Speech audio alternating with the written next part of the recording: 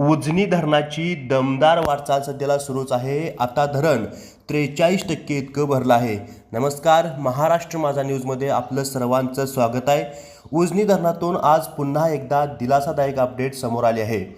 भीमा खोऱ्यातील मागे काही दिवसांच्या जोरदार पावसाचा परिणाम आता स्पष्टपणे दिसत असून उजनी धरणातील पाणीसाठा सातत्याने वाढत आहे. 10 जुलै 2026 रोजी सकाळी 6 वाजेपर्यंतच्या आकडेवारीनुसार उजनी धरणाची पाणी पातळी 493.920 मीटर इतकी नोंदवण्यात आली आहे. धरणातील एकूण पाणीसाठा 83.76 TMCवर पोहोचला असून उपयुक्त पाणीसाठा 23.10 TMC म्हणजेच 43.11% इतका झाला आहे.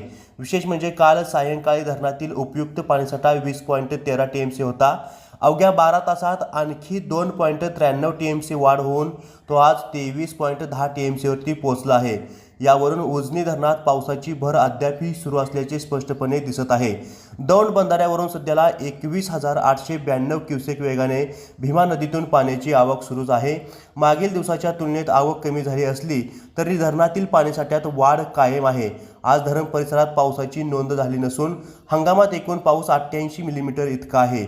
विशेष बाब म्हणजे काही दिवसापूर्वी मायनस उपयुक्त साठ्यात असलेले उजनी धरण आता 43.11% लाईव्ह स्टेजपर्यंत पोहोचले आहे.